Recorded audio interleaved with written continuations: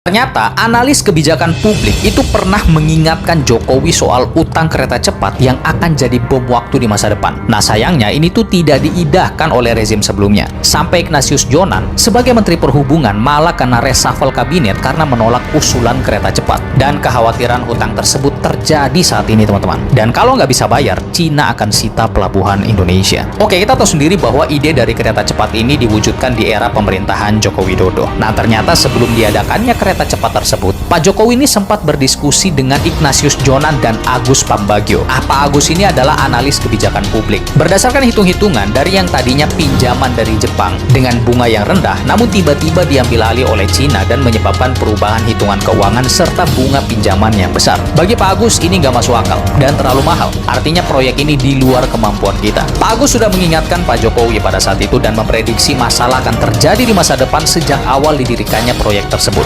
Bapak Ignatius Jonan selaku Menteri Perhubungan pada saat itu juga khawatir dan menolak, bahkan mengatakan mending membuka jalur kereta komersial di seluruh Indonesia, tetapi tidak didengar. Awalnya proyek kereta cepat ini ditangani oleh konsorsium BUMN yaitu Wika sebagai ketuanya. Sayangnya Wika pada saat itu menyerah dengan proyek ini dan diserahkan kepada KAI. Nah, tetapi KAI ternyata hanya sebagai kasir pada saat itu karena dananya lewat APBN. Yang akhirnya kita bisa melihat sendiri saat ini hutang kereta cepat mencapai 116 triliun rupiah. Bunganya itu 2 triliun per tahun, sedangkan penjualan tiket kereta cepat itu cuma 1,2 triliun per tahun keuntungannya. Kita mau bayar lewat mana? Sampai Pak Purbaya ngomong bahwa dirinya ogah bayar hutang kereta cepat itu karena persoalan bisnis BUMN. Jadi utang ini seharusnya dibayar dan dikelola oleh joint venture antara induk perusahaan BUMN saat ini. Dan lo tau nggak sih, kalau proyek kereta cepat ini tidak dibayar, ada kemungkinan pelabuhan milik Indonesia khususnya di Natuna, ini Laut Cina Selatan kan, akan diambil oleh Cina coy, berdasarkan perjanjian pinjaman. Dan ini pernah dialami oleh Sri Lanka beberapa tahun lalu, yang mana pelabuhan mereka diambil karena nggak bisa bayar hutang dan dijadikan pangkalan militer Cina. So,